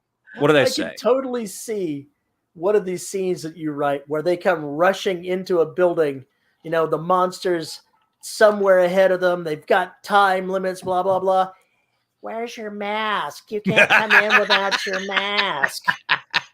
Have the nurse there. No, stop. You can't. That's the Freddy. That's the Freddy Krueger thing. I think it's in the first one where the character runs into the hall monitor, and you know the hall monitor goes flat on her ass, and she's bleeding from her nose, and goes, "Where's your hall pass?" And he's like, "Fuck your hall pass." And she turns around, and then the hall monitor speaks again. When she turns around, it's Freddy Krueger. Yeah, it's good shit. I think you have the opportunity to decide what you want to include and what you don't. And like you said, it's what best furthers the story, but I think it's also what better grounds your reality. And it's a decision you have to make. There are some people who are going to be very confused if you set your story in 2022 and don't include COVID, unless you make it very clear it's alternate reality. I think the better way to do that is not give a date at all. I agree with that. Make everything relative. I try not to talk about specific politicians. I don't mention their names. I will mention who they. There are other ways to figure out who I'm talking about, but they don't exist in my reality the way they exist in this reality. They exist on something else because they're not as important, but I will use them for references.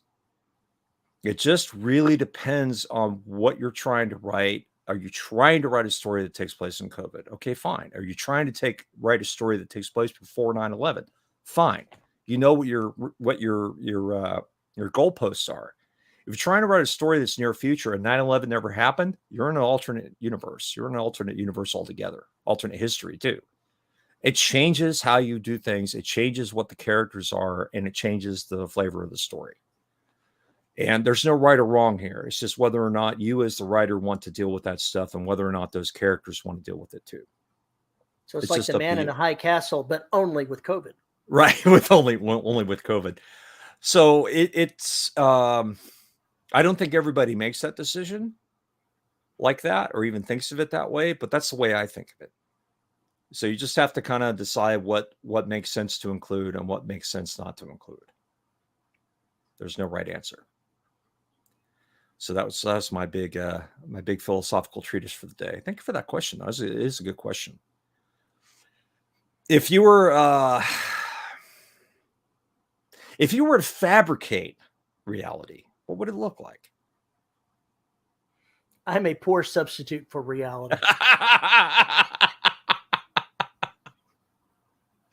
It's just always a good question. If there was anything you could change about today, and you changed it, what would the ramifications be? Because we always know there are unforeseen consequences, because that's just the way things are. Terry is trying to get bitten or scratched or something. I don't know what he's doing. Oh no. Am I going to have to call PETA again? Apparently I have to call PETA again.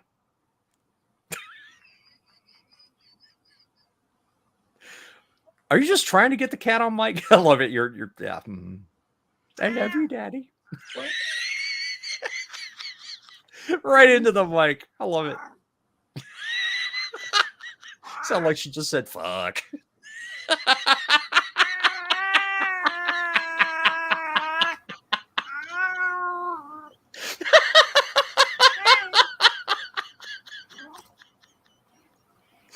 Oh.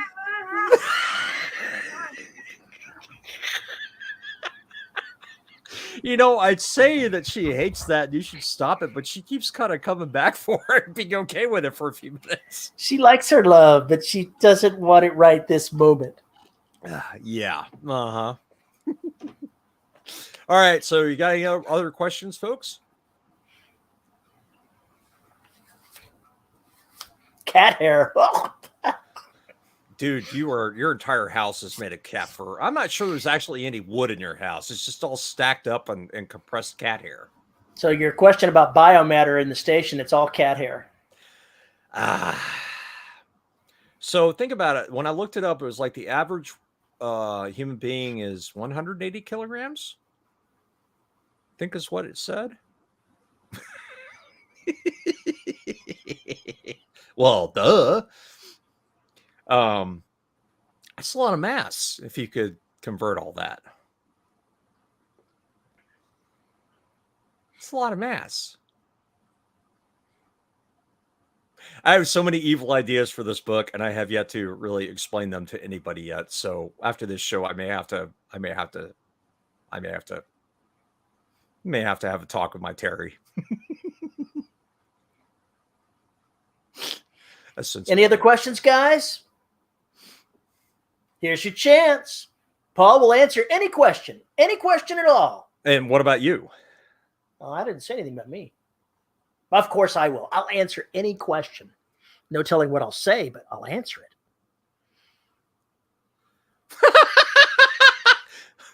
Fuck you.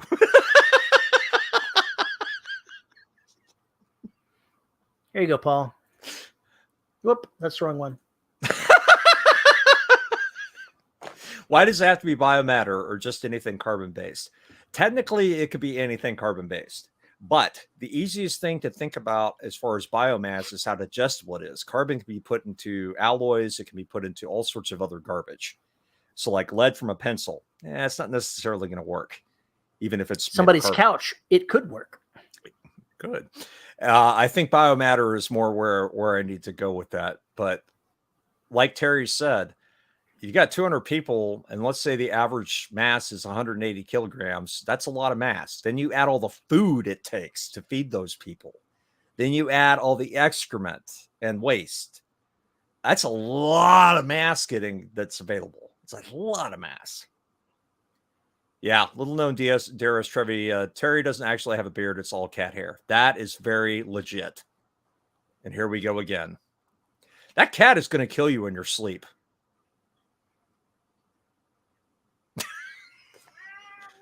See? Just a matter of time.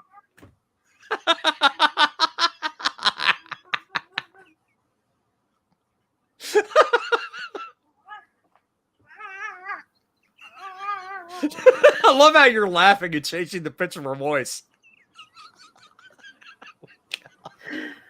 It's amazing how little it takes to amuse you. It's absolutely amazing how little it takes to amuse you. Some days I need a laugh, and that's a good one. I'll take it. Isn't that one of the problems of going to Mars? Mass, and more mass? Yeah. Yeah, pretty much. Humans are heavy, man. Not heavy. So would mine if she could hear it. So would mine.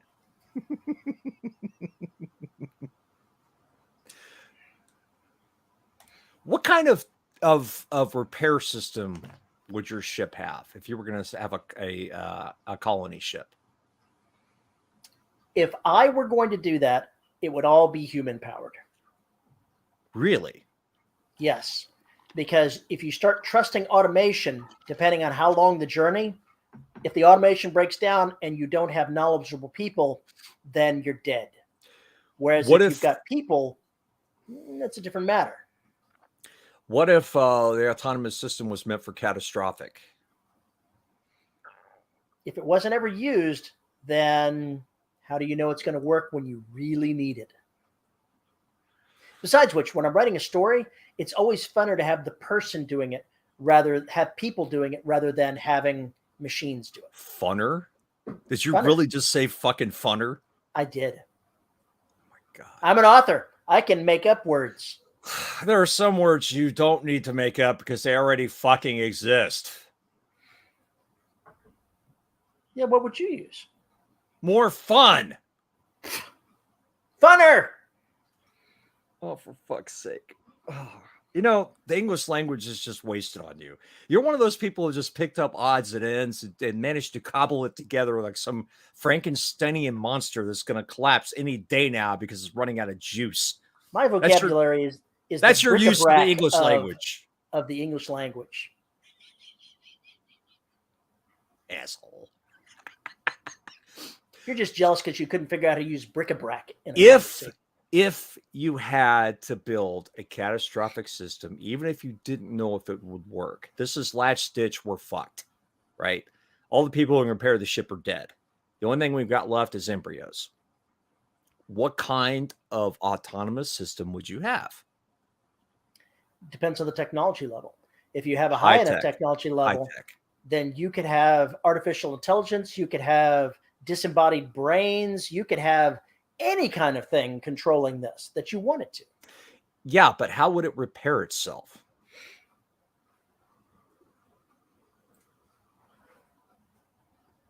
I hate you, William. What the fuck? Funner funifies the funification of puns.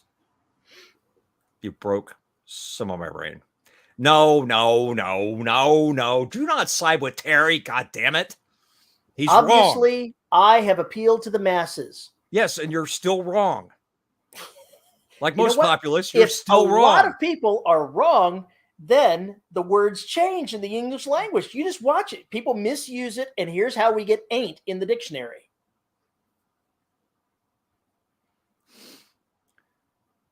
Huh. Still, what kind of system would you make? What would you choose? It's still too broad of a question. It really falls down to what would best serve the story. If it would best serve the story to have something flawed, then I'd use that. If it would want to be a POV character because it's an implantable brain that's in control of that, I would do that. There's all kinds of things that I could do. All right. But it's too broad of a question for me to figure out a specific answer. Well, I've been thinking about if you had time, nanites would be kind of an interesting way to do it. Oh my God. Stop it. Let me ask you a question. Let me ask you something. Because nanites could conceivably do things like find enough material to build other things and they could survive a hostile environment. Mm-hmm. But they would need material. Once there might be an amount of material they could recycle from the ship, for instance, to fix. Maybe they go in and everybody's dead, so why don't they go and basically just disassemble all the living areas and use that material to, say, fix a rip in the ship very slowly. Things like that. I've been thinking a lot about that because it's an interesting idea for we're fucked. This is the last chance. Now, if you find a wrecked ship that, it was repairing itself and tearing things apart to do that, the fun thing would be to board that ship and find one room that has somehow been reconfigured to be, like a dance floor with a disco ball. And you go, how did this happen? What the hell happened here? Folks, this is why you don't take Terry's advice about fucking anything. This is why you don't include anything he suggests. Nothing. Because the statement's just like that. In space, there are only minor amounts of atoms in the void, but when you're moving fast, that could add up. This is true. But I would think, personally, that if the ship could make it to an asteroid or some other mineral-rich surface, that would be the first thing it would try and do, is to try and make it to that before it finally collapsed. So I've heard stories that use the whole magnetic scoop for hydrogen to fuel themselves while traveling. The question is, what happens to the conservation of mass and momentum? Because even though it's hitting magnetic field, that should have an effect on your ship. It should be like you're running into each and every hydrogen atom you hit while you're going at 0.999 light speed. But you would be anyway. The difference is you're capturing them. But I mean, you have the stories, I've got the magnetic field that makes space safe for me to go through. How does that not transition to your ship? How does this not work? It's hand wavium. Hand wave arm. With an asteroid, I presume you'd need to slow down, though, and then speed up again later. I think you would have to crash. I don't think there's any slowing down. I think there's crashing. But you are correct. You would, once to get back up to speed, you would have to obviously accelerate again away from the asteroid, hopefully using its momentum, and then maybe slingshot around a larger body. Slingshots and other bodies is how you increase your speed in situations like that. Right.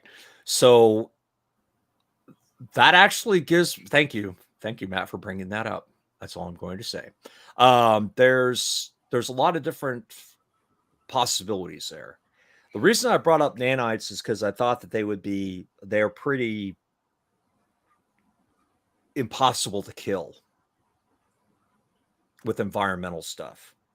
And that was the reason. So that if a crew didn't survive, but the ship had to survive, the ship could basically, in some level, repair itself, or at least attempt to save whatever cargo is on the ship. And if it's a colony ship, then obviously it's going to be settlers, it's going to be embryos, it's going to be things like that. Regardless of the species, it will be those analogs, I would think. So I just thought that was an interesting question. I wanted to see where you wind up on that. I like the concept, though. Even if it took 100 years to repair the ship, so it was flight worthy again. To a nanite, that's nothing. It's just time that doesn't mean anything. Mm-hmm. Anyway, that was Paul's babbling for the day. And then the nanites start using humans as mass. Don't want to see that mass. I have no response to that. That's all I'm going to say. Build the colonists from templates. How do you colonize? 3D printers. Big ass 3D printers. You know, that is an interesting question, because one of the books I read when I was a kid was postulating about cloning. About that may be the only way to really get us across the universe or into another galaxy, is to have the quote unquote travelers be cloned and then keep cloning them on the journey. And I'm thinking that even at the time, I was like, okay, but I've seen this Star Trek episode where the transporter doesn't work and the guy gets fried in there. So what happens when we have this problem with successive generations? Like multiplicity again. Do they get more psychotic? Do they get more disabled? Do they get more physically ill as they go down the line? Less stable? It's another interesting question. Mm-hmm. Oh, store consciousness and computer, then push them into new bodies as you need them. Yeah, exactly. So are you really alive? So you 3D print a new body when you need it, push your consciousness into it. When you're done, you just recycle the body. Right. If the consciousness doesn't get recycled too. You re-upload the consciousness and then step into the recycler. Well, and you hope that your consciousness isn't there by the time the buzzsaw tears you into little bitty pieces. I've created a consciousness paradox. Computers may want to remain as independent, though, may form independent goals, shenanigans ensue. Yeah, the computers, if we're going this high tech, things get kind of weird very quickly with computers. They become a problem of their own, I would think. As staple as listeners than Dead Robot Society. Oh, that's bad. Wrong one. There you go. Entire cruise, John Cusack. Oh, fuck. Well, why not? You can have multiple Bobs. Why not? Yeah, but they were all ephemeral. They didn't really exist. They were just constructs. Have you read that series? Yes. They're not really constructs. They grow their own independence. I understand that, but they're not really beings in the physical sense. I see. They are consciousness untethered, essentially. Untethered consciousness. There we go. That's what I'm trying to say. Okay, it's been an hour and 54 minutes of our useless banter. Hopefully we entertained you a little bit. We've wasted the Saturday afternoon for all three of you. That's right, all three of you. Well, there were like 4 or 5. They're just not showing up because they haven't logged in. Bastards. So anyway, I guess we should close this off now. If you have a comment about this episode, you can send an email to show@debrobotssociety.com. You can tweet me at Paul _ Matt Y, or better yet, Terry Y. Matt says, or the entire crew is based on Shadow, but with human brains. That 4-wheel drive and ability to land on your feet must help. Opposable thumbs would complete the package. I'm not giving that cat opposable thumbs in any fucking universe because he'll blow up the world. As I was saying, you can tweet me at Paul _ Cooley. I'm on Mastodon at Paul E. Cooley at mastodon.social. You can find us on Facebook at the Listeners of the Dead Robot Society Facebook group, where Terry handles all the mayhem. You can find us on YouTube at youtube.com/DRS podcast. You can find us we have to thank our wonderful host pod hoster who makes all 14 bazillion episodes of the DRS available for your ear holes. And if you would like to support the show, you can find us at patreon.com/DRS podcast, where for as little as $1 a month, you get access to live shows and exclusive content, and mostly unexpurgated shows. Mostly. It kind of depends on Terry, though, because Terry's the one who usually takes the show into a place where it means I have to edit because he's a bastard and he hates me. And at the $10 level, you get your name read. And our $10 patrons are Tony L. Joy, Andrew Smallwood, Veronica Jaguar, Rick Shaw, Lisa Slack, and Isabel Cushy. Thank you, patrons. Thank you all of our patrons for making this show happen. And there we go. I know I was getting there. We do have one more thing to Terry and our caffeine junkies. I'm obviously out of coffee at the moment. And we get all of our caffeine exclusively from corpsecoffee.com. Visit corpsecoffee.com. Check out their collection of boutique teas. They're wonderful copies. They're great and weird web comic. And tell them DRS sent you. Go to corpsecoffee.com and get the dead in your cup. Why did I become like the unofficial MC or official MC for the end of the show? How did that happen? You've been doing the intro and the outro for like a year and a half now. Why? You just took over. And I said, okay. Yeah, you should never let me take over. That's a bad idea. With that, patrons, viewers, listeners, we are out of here. And, the mismanagement continues. Until then, take care, and we will talk to you later. Thanks for coming. Bye-bye. Bye.